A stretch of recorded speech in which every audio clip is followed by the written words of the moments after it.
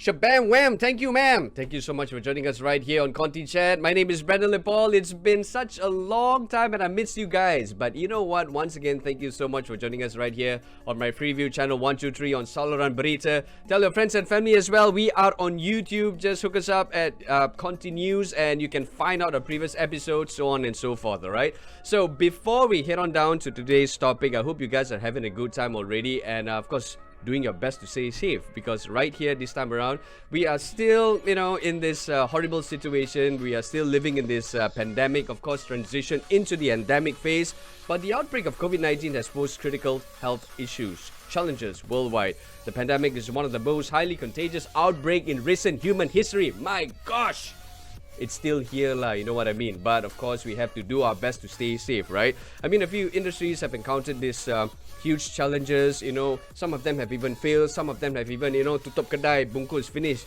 We're talking about event management, wedding companies and so on and so forth. But one of the industries that has been hit entirely, of course, the tourism industry. But at the end of the day, borders are reopened and we can actually go out and jalan-jalan once again. And they're in this phase where they are trying to survive. They are trying to revive their economy. And where do we stand in this wonderful situation with the pandemic, or rather the endemic, taking place right here? And just so you know, that tourism is one of the world's major economic sectors. With some countries, it can even represent over 20% of their GDP.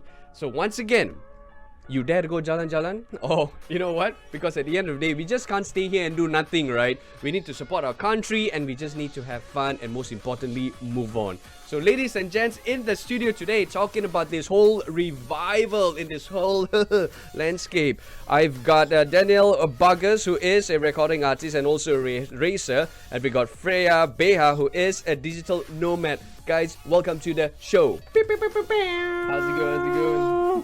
Yeah, so of course, talking about tourism, I mean, we are excited. Borders are reopened, ever since the 1st of April. It's a little bit scary, I would say, but before we head on down to the tourism sector, before that we can, exchange plans and see where we can actually jalan-jalan. First and foremost, I want to know the first initial MCO, and then it was the MCO 2.0. How was it for you guys? Daniel? Yeah, for me it was something that really put a full stop, so to speak, in life for me, because I just started getting my pace in racing and such, for example, and we were just talking about, let's go international, let's go big. Next thing you know, MCO came in, my sponsors left, and everything just ended, and I was just stuck at home playing games. Racing on. I literally joined an esport championship just to fulfill my time. And yeah, it was horrendous. Like, just didn't know what to do studies-wise as well. It's like, online classes. How do we transition to this? How did the lecturers convey the lessons? Correct. It's horrible. Yeah. Thank God we're not in this particular phase anymore. Yeah. We don't want to see an MCO 3.0 though. Oh, yes. No. So Freya, how was it for you? It was really hard for me because I work in a travel agency before. So MCO first, I was retrenched. About 30 of us. My gosh. Yes. That's like the whole team. Yes. The whole thing without any compensation because we don't have that money. So it was very hard for me. So I went into depression for like 4 weeks. 4 weeks, 1 month and a week. So it's very hard for me because I got no savings, because I got savings but not into this extent. Yeah, because you already tapped into your savings. I mean, how long can Yes, this is very hard, because then to move on with life without having jobs, because it's very hard to get jobs, So I do so many things just to get money to cover up my expenses.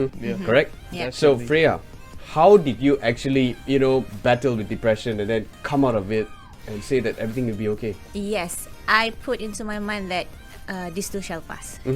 Everything will slightly move, and I just have to be strong. And luckily, I have like a very supportive family members and friends. They give chip in money here and there. Okay, so you buy this, you go this, you pay your debt like this, you pay your car. So that is the turning point that I cannot give up.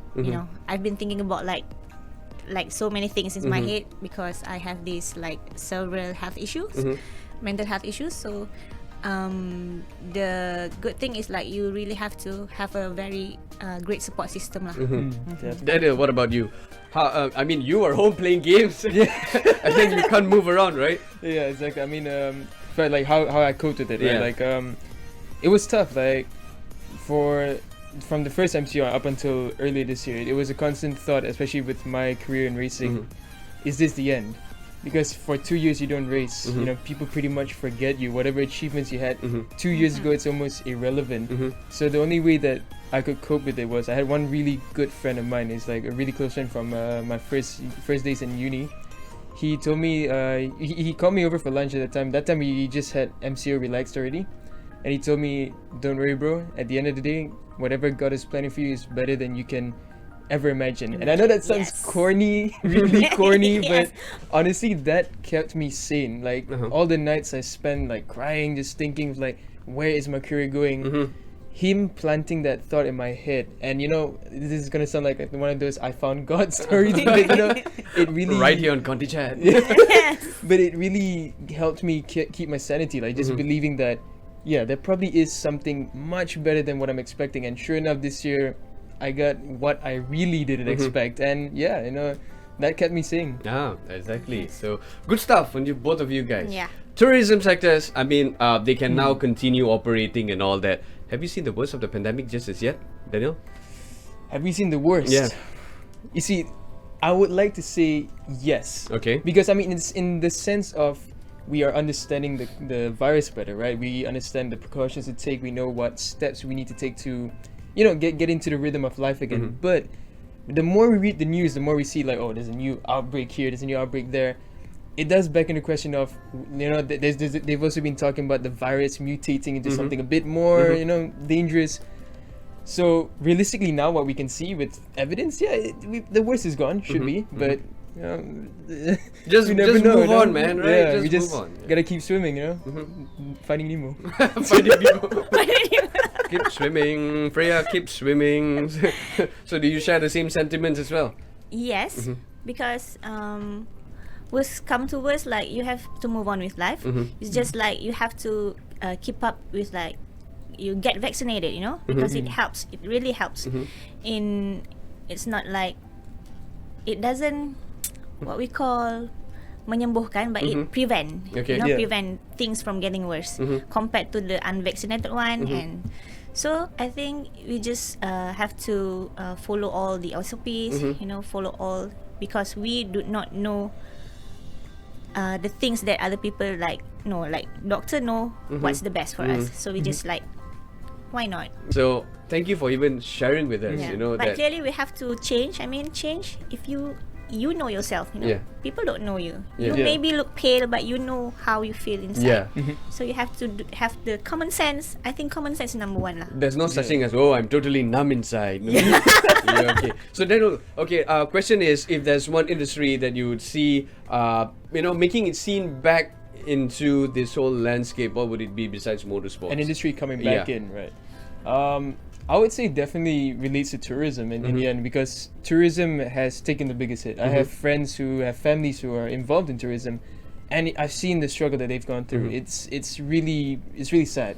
So for now that, you know, it's not just tourism, international tourism, it's local tourism as well. Local, The yeah. fact that, you know, we can start going to what's the word for it? Trip planners, is it? Trip planners, you know? Yeah, like, you know, we can go to them. Travel agents, that's Travel the one. agents, Travel Yeah. agents. Travel agents for, you know, trips to, let's say, Perhentian, you know, something where Yes. everything's planned out. Local like operator. Yeah, exactly. And, you know, we see a lot of foreigners come back. And just recently, I kept on seeing Singapore cars. And even in my neighborhood, in Chiras. And I was like, what's a Singapore car doing in What are you Chiras? doing You know, here? like, but, you know, it was great to see that. So I think the step forward is for tourism to really come back strongly. But of course, that plays into line as well with marketing, whether we can invite people from overseas to come down and really spend the money here. You know? Okay, so I'm gonna ask you about a question, you know, when it comes to how you guys feel about being able to move about right now as we head into the endemic phase with the borders that reopen on the 1st of April. But hold that thought first, because right now we are going to head over to Sahi, because he's got some chocolate delights goodness magic that is happening. So with our woohoo segment right here in Conty Chat, Sahi, take it away, man. Hey guys, you're with me, Sahi Samshuddin in the Woohoo segment, where we bring you to awesome places and taste delicious treats. Right now, I'm here at Chocolate Museum 2.0. This place is huge, guys. Come, let's check it out. Hey guys, this is what cocoa tree looks like. It looks something like mango, but it's not, yeah? Come, let's check out what's there. Okay guys, here are the challenges for cocoa farmers. First is definitely growing. Second, it's harvesting. The third one, fermentation and drying. And the fourth, selling, transporting and shipping. I want to show you guys something. Come, have a look. These are what dried cocoa bean looks like before it turns into delicious chocolate, guys. Whew. These are really beautiful cow figurines. It is collected by the founder as a reminder for him to show how important cows in making good quality milk chocolates, because we need milk to produce really good quality milk chocolates. Guys, let's check out what's inside.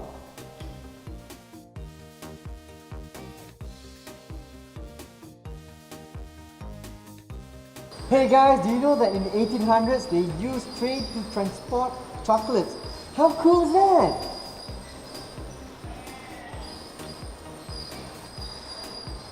This is the replica of Twin Towers.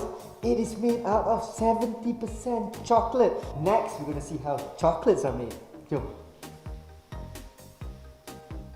Right now, I'm here with Chef Nizaz, and he's going to explain all about chocolates. Hello, Chef. Hi. Chef, how long have you been experienced in making chocolates? So my experience since 2006 because I'm studying in culinary arts. Wow, that's a long time. It takes about 16 years until now. Chef, what skills do you need in order to make good chocolates? Yeah, the skill we must know about the chocolate, how to handle the chocolate and hands-on the chocolates. Chef, can you show us how to make good chocolates? Okay, let me show you. Okay, so now we just prepare the utensil like bowl, scraper, marble stone, and the first thing first is chocolates. Okay, so we start now. Just take 2 to 3 scoops of melted milk chocolate. Then we pour the chocolate into the marble stone.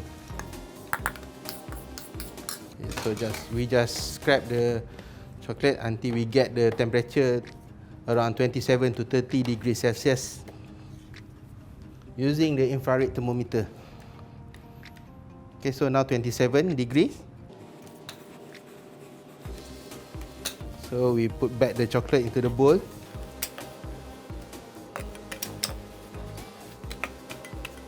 So now we just stir the chocolate. So next we must preheat the mold using the hot air blower. So and then we fill the mold with delicious chocolate. Yummy!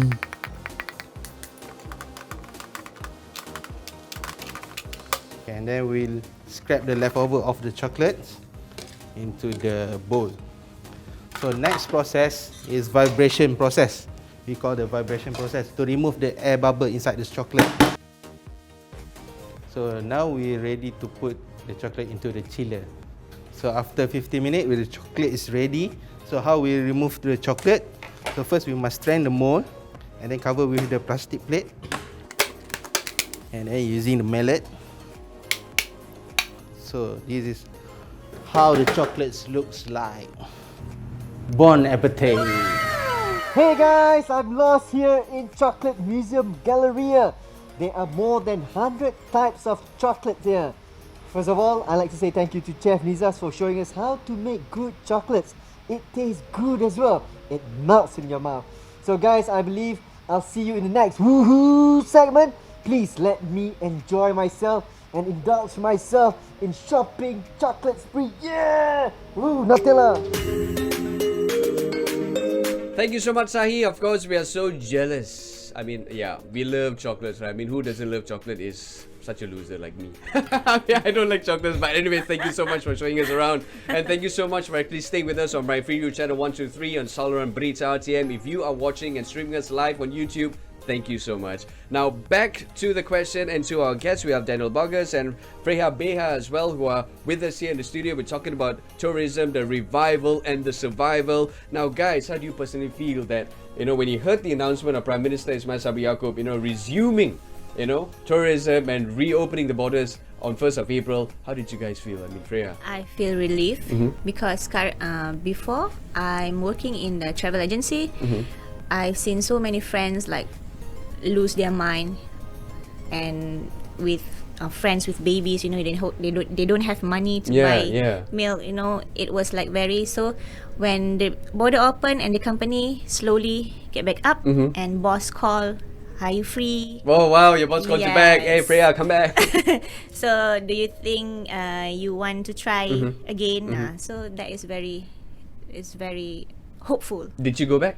No. You didn't go back? Yes. You've got something new that's happening with you, Yes. right? You moved on, and it's a good thing. As Daniel said before, this was like a turning point, when you find God and God have a better plan for you. You see? So, Who says it's boring, Yes. right? You can have fun Yes. doing both things. So I think yes, this is my turning point to do something else, discovering something new, and I currently like living it, and I praise God lah, alhamdulillah lah. for the Fantastic. Yeah. Good stuff.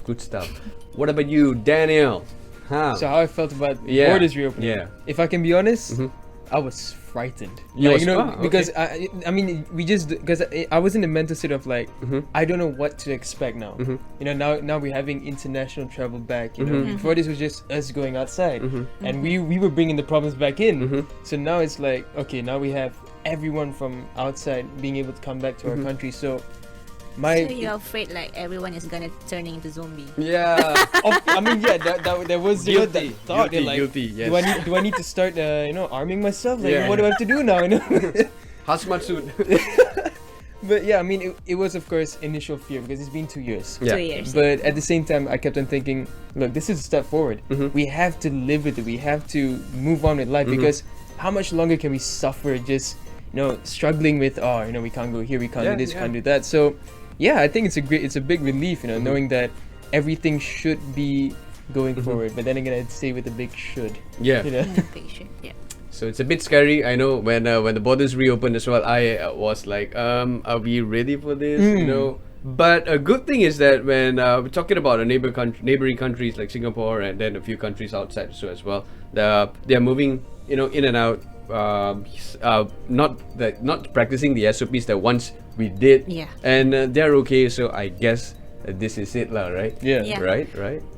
Yeah. At the end of the day, you have to live with it lah. Yeah. You know. Learn to live with it. I mean, there are still numerous ways that we can actually keep ourselves safe. Yes. So, like what you said, if you're feeling unwell, just don't go anywhere. Don't go Stay at anywhere. home. Yeah, do a Exactly. test. Exactly. Yes. So now the question is, what measures should be taken by the government, all right, for transforming the tourism industry in this endemic phase? So this okay. So you guys are gonna like vomit everything out, right? So, Yeah. so yeah. Now for me, they have to take into consideration these three things. I jot it down like safety, economy, and SOP. Wow. Okay. Yeah. Safety, like you have to have the very strict SOP lah, and you have to make sure like everyone is obeying it. And economy, because so many people like lost their job, so you have to put in mind they should have to put in their mind that people don't have that money, Yeah. that amount of money, so they can go jalan-jalan. Okay. So maybe they have to do something, I don't know, like coupons or things. Yeah, you mean it like cashless transaction, you know? Yes. You have Maybe. your coupons and all Yes, that. so the economy can pusing, Okay. can turn. And SOP, susah nak cakap SOP ni because people will not. That's know, the thing. So how do we make It sure? get back. It come back to the common sense. Okay. That one common sense. Okay. So Malaysian lack common sense. That is number one lah. Okay. So how do we? I'm not talking about you. So how do we, like, we as an individual can help things like that? Yeah. know? Exactly. So, I don't know. Yeah, it's very tough. Yes, You know, it's it's very very tough. tough. With the SOPs in set, I mean, we have. honestly, sometimes we too, we Yeah. break the SOPs. But when we break the SOPs, we try, but we know that we are safe. Well, hopefully, touch wood. Yeah. It's just that sometimes it's a little bit tough to actually practice the SOPs. Like, as you said, common sense. For an Common example, sense, if you touch a foreign object, you don't touch your nose because that object could be contaminated. In this kind of small little things that we need to keep, ourselves safe by just practicing it. I mean, that is actually tough.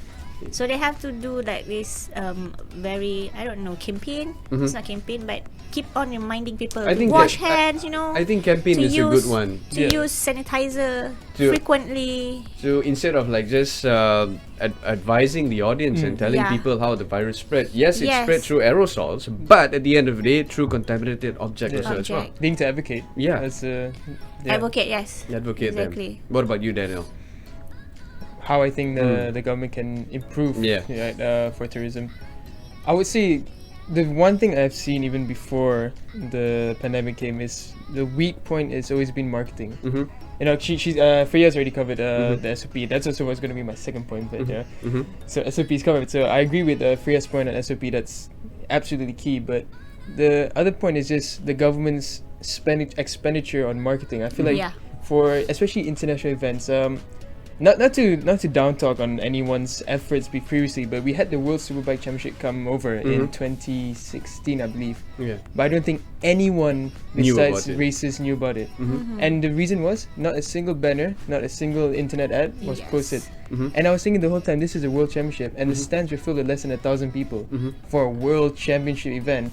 And if you see the likes of MotoGP, where they pump the money, Shell is pumping money to really promote it, full. We have, I think, 160,000 visits in total. And you get people from all over the world. When I said at the K1 stand, I met someone from Australia, New Zealand, you know, there's even a guy from America. And it shows that this brings in tourists. And perhaps these tourists can be like, you know, they come for the first time with themselves, you know, to watch the race, and they're like, Malaysia's quite nice, you know, that's not bad. It's nice beaches, good food, you know, and they were like, I'm gonna bring my family next month, you know? So things like this, like just extra effort to really promote Malaysia, Promote you know? Malaysia, You know, because we have everything, you know. I think what Europeans love, what Americans love, beaches, good food, everything is here. And I think even you know, whatever they want to do here is cheap in against their currency, you know. So we need to really push this aspect towards foreigners and get them to come here, you know. We need to be welcoming. Yeah, and I think that can be done because we have done that before and so many times, right? And in various industries and so on and so forth, so as well. So so hopefully at the end of the day, when you know the borders are reopened, we hear news of like other countries like in China, in Japan, where they are actually hit hard by, I don't know, I think this is like the third, fourth wave of COVID-19. But it's good things that we don't see lockdowns happening, but only in streets of China, because China it's a different story altogether. I mean, most of their population that's affected by COVID-19 in Shanghai particularly. But in Malaysia though, with the tourism and the borders reopen, right? You know, your piece of advice to the community and to our audience right there, those who are watching also as well, how can we do better? On top of like, you know, listen to us and practice the SOP, you know, what can we do to actually, you know, make things better? I think the first thing that we need to always get into our heads, which is what I had to embed in my brain, was think about others. You know, like for example, if like, you know, when Freya said, if you're not feeling well, have the common sense to stay home. Stay home, do a test, because maybe me infecting someone like you, for example, Brendan, you won't get anything. But let's say, okay, or if, vice versa, you transmit to me. But then let's say my mother at home, she's over 60.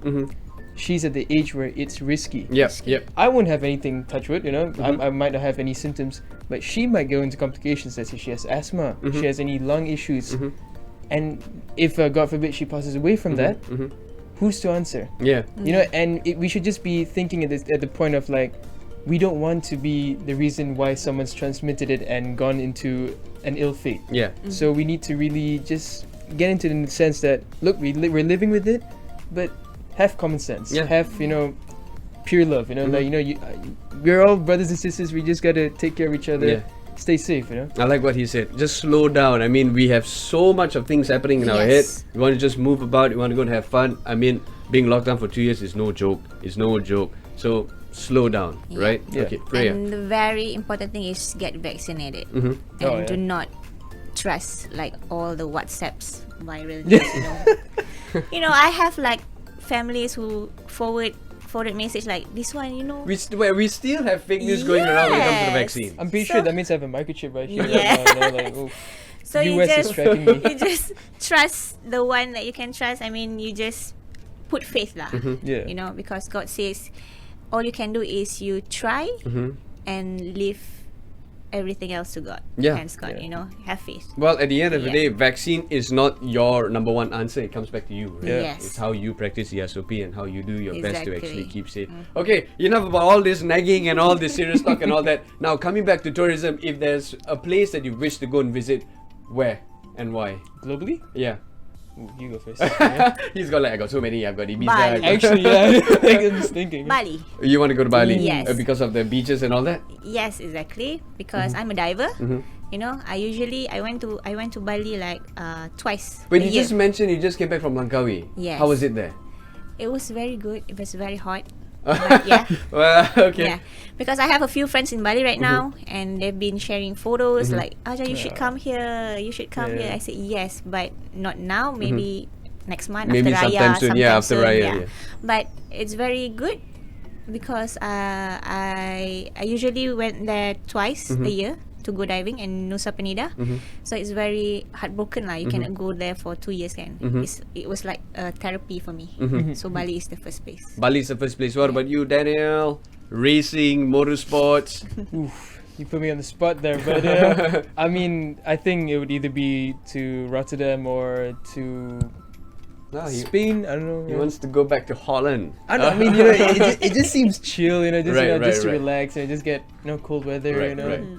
Yeah, just to relax basically, and Spain because nice country. Yeah, Because it's Spain. I've never been, so I hope that you go to Spain and I hope that you go to Bali. Amin. You know what? Hopefully. We have to wrap things up, man. We can talk all day and all night about tourism sectors and how we revive and how we survive in terms of transitional, into this endemic phase, so on and so forth. But thank you guys for being here, Freya. Thank you for Daniel, having for being with us. us. Thank you so much. Thank it's great you to be so here. much. Continue showing us lots of love on our Instagram. Continues, Conty Chat that is. And once again, so we hope that you're doing your best to keep yourself safe and keep your family and friends safe also as well. So till next time, this is Conty Chat. My name is Brendan Lepal together with Daniel and Freya. We will see you soon. Bye-bye.